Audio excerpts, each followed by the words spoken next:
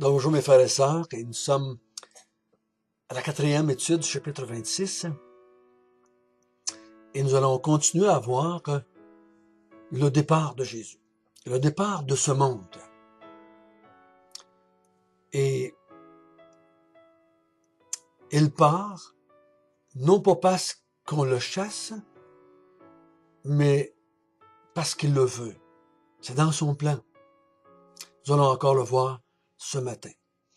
Notre Père du ciel, merci que ce monde en furie, ce monde en folie, ce monde des ténèbres, ce monde en rébellion contre toi,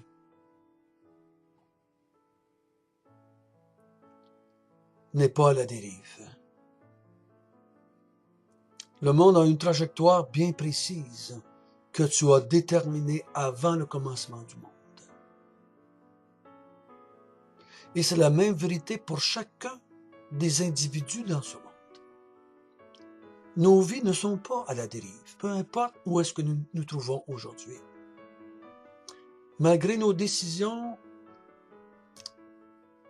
qui étaient marquées d'ignorance, d'hypocrisie, d'égoïsme, de péché, nous sommes là où tu voulais qu'on soit. Comme dans l'horloge du monde, le monde est rendu à l'heure que tu voulais qu'il soit. Dirige-nous ce matin et qu'on puisse voir cette vérité dans les textes que nous allons lire. Amen. Donc, nous avons vu le mercredi, Jésus annonce qu'il va mourir, crucifié à Jérusalem.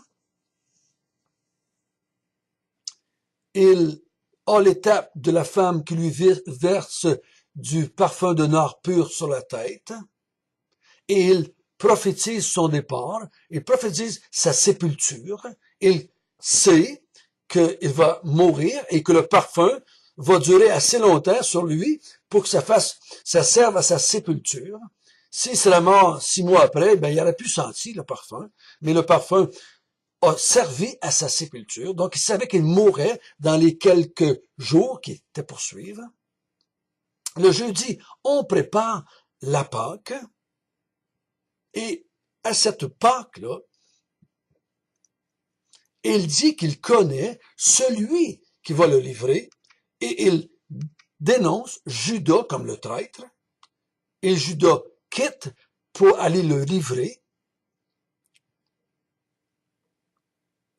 Et malgré qu'ils ont des plans, les autorités et Judas, leur plan va s'accomplir à la manière que Jésus voulait. C'est ça qui est le magnifique dans tout cela. Ces gens-là font des décisions personnelles qu'ils veulent faire.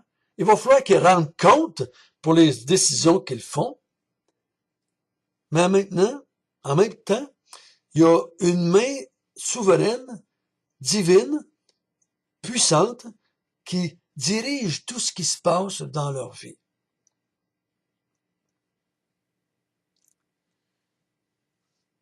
Et Jésus, à ce repas, annonce qu'il va mourir, que son corps va être livré à la mort, que son sang va être versé pour une alliance nouvelle et pour le pardon des péchés. On a vu par la suite que Jésus va aller au jardin de Gethsémani et dans sa prière révèle que c'est la volonté du Père qu'il meure. Et dans la prière, Jésus demande à Dieu de lui donner la grâce, si je peux dire ça ici, d'accepter sa volonté et d'aller vers la croix. On le sait qu'il va y aller. Regardons comment ça va se passer. Verset 46, si vous voulez bien. Levez-vous, allons. Voici, celui qui me livre s'approche. Comme il parlait encore, voici Judas, l'un des 12, arriva, et avec lui une foule nombreuse armée d'épées et de bâtons, envoyés par les principaux sacrificateurs et par les anciens du peuple. Celui qui le livrait leur avait donné ce signe, celui que je donnerai un baiser, c'est lui, saisissez-le. Aussitôt, s'approchant de Jésus, il dit, Rabbi, salut, et il le donna un baiser.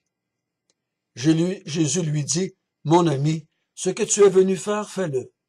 Alors ces gens s'avancèrent, mit la main sur Jésus et le saisirent. Et voici, un de ceux qui étaient avec Jésus étendit la main et tira son épée. Il frappa le serviteur du souverain sacrificateur et lui emporta l'oreille. Alors Jésus lui dit, remets ton épée à sa place, car tous ceux qui prendront l'épée périront par l'épée. Penses-tu que je ne puisse pas invoquer mon Père, qui me donnerait à l'instant plus de 12 légions d'anges?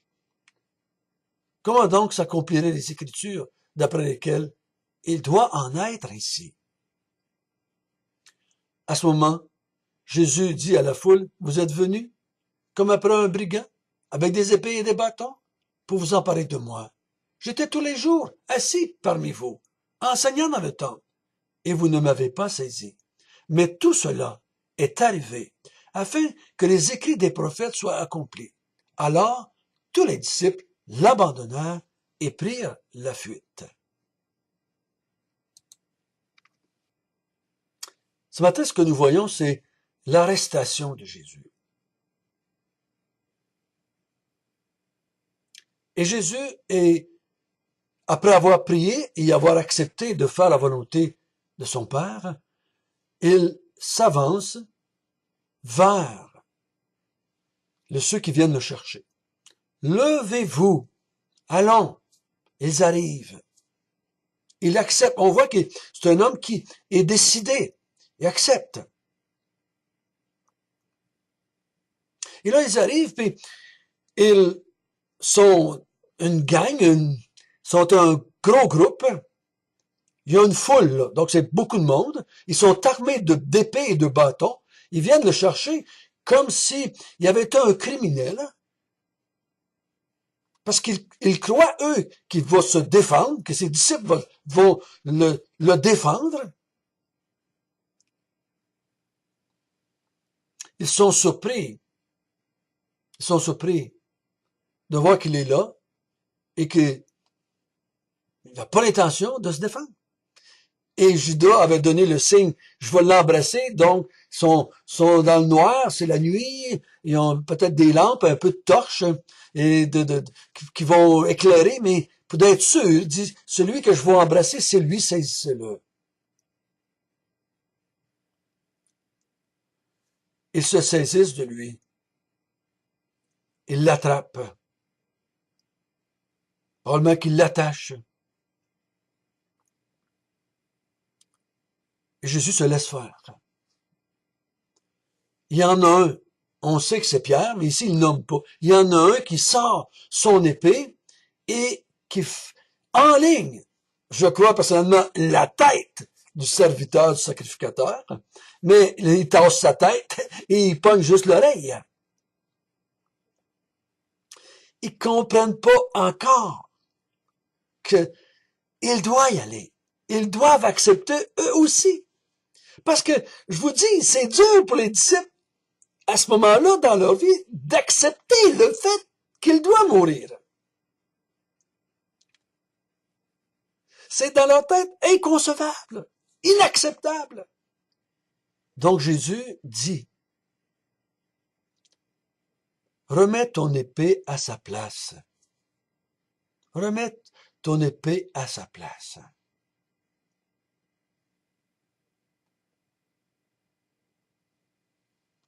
Tu pourras pas les arrêter, même humainement parlant, même si tu voudrais, même si on prendrait toute une épée, on pourra pas les empêcher. Ils sont plus nombreux que nous. Mais c'est pas ça qu'il dit comme raison. Il dit au verset 53, Pierre, penses-tu que je pourrais pas demander à mon Père de m'envoyer 12 légions d'anges? Hey, ça, c'est des milliers et des milliers et des milliers et des milliers et des milliers et des milliers d'anges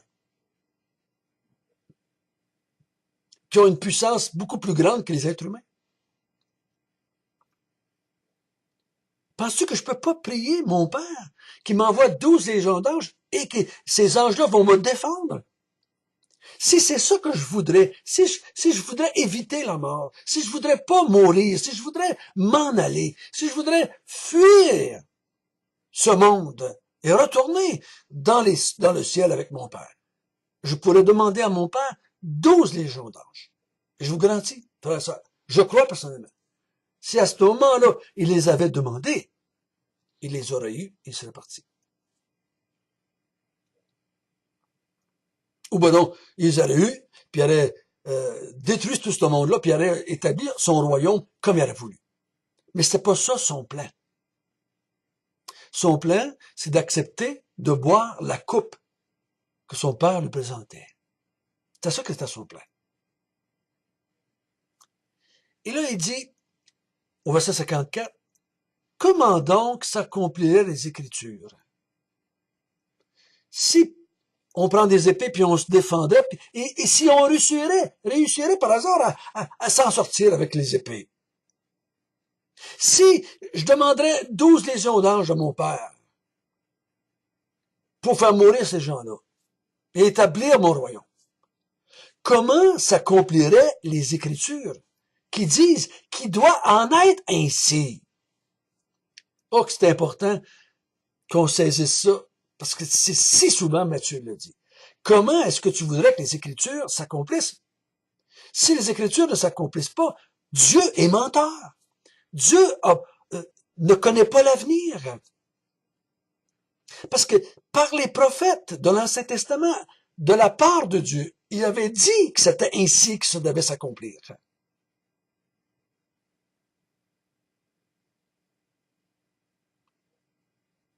Tu peux pas empêcher cela, Pierre.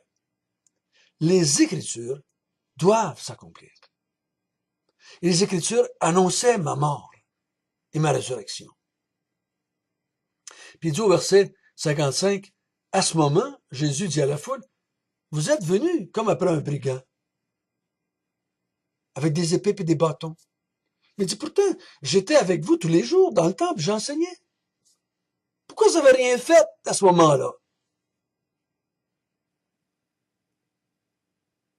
Pourquoi vous ne m'avez pas arrêté à ce moment-là? Mais, au verset 56, mais tout cela est arrivé afin que les écrits des prophètes soient accomplis.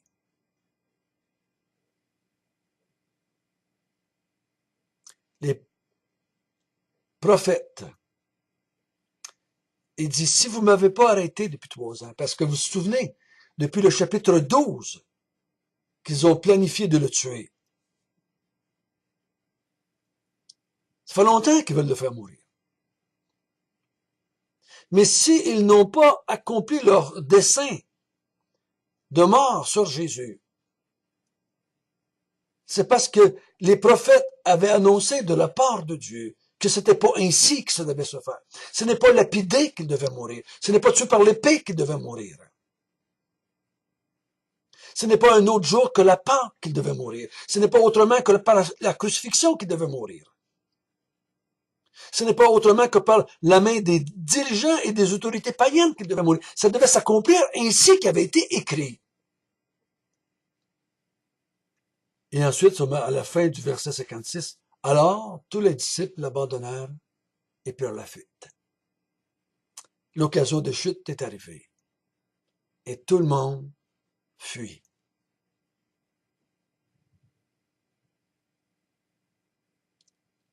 Jésus savait.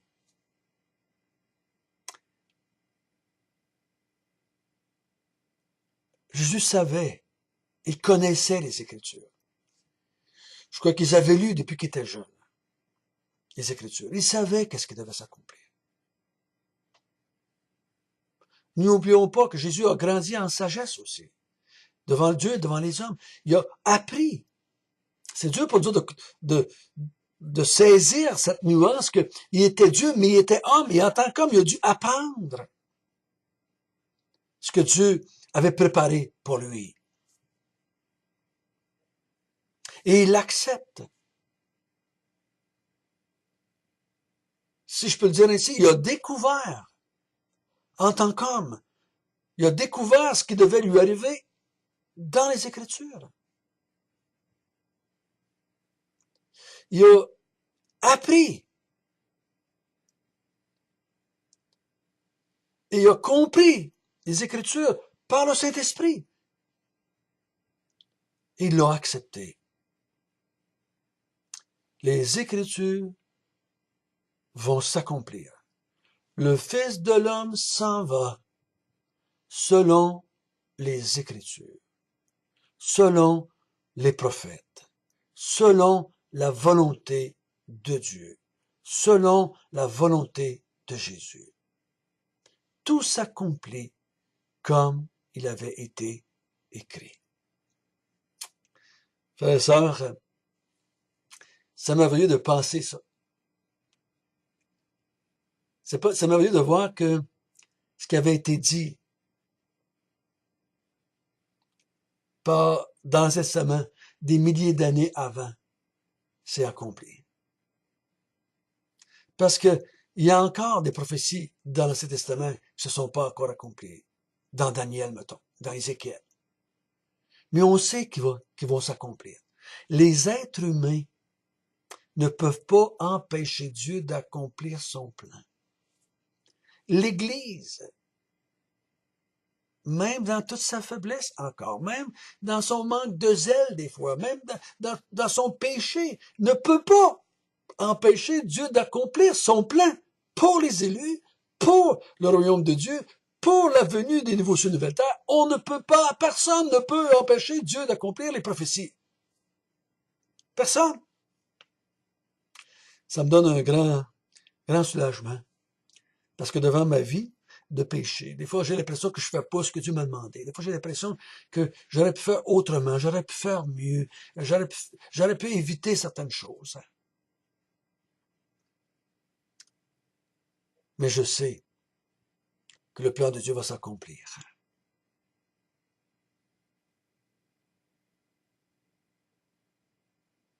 L'apôtre Pierre va dire plus loin, dans les Actes des Apôtres, vous avez agi par ignorance en crucifiant le juste, mais vous avez accompli ainsi les desseins de Dieu. Dans notre folie, dans nos moments où ce qu'on pêche, je suis pas en train de dire c'est pas grave de pécher, là. Non, non, non, non, non. Mais même là, nous accomplissons encore bien des fois la volonté de Dieu.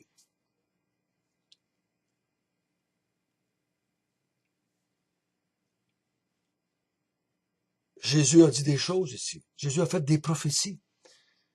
Et les prophéties vont s'accomplir parce que je crois qu'une des raisons que de tous ces prophéties par rapport aux disciples qui vont tomber, que Pierre va régner, toi, le coq va chanter, tout ça, c'est pour nous dire que toutes les prophéties que Jésus a dites, lui, parce qu'il en a fait des prophéties au chapitre 22, 24, 25, il a fait des prophéties, vont-elles s'accomplir? Ils vont s'accomplir autant que la prophétie qu'il a faite au sujet de ses disciples cette nuit-là. Vous allez tous m'abandonner. C'est arrivé. Tu vas me renier, Pierre. Et Pierre va renier.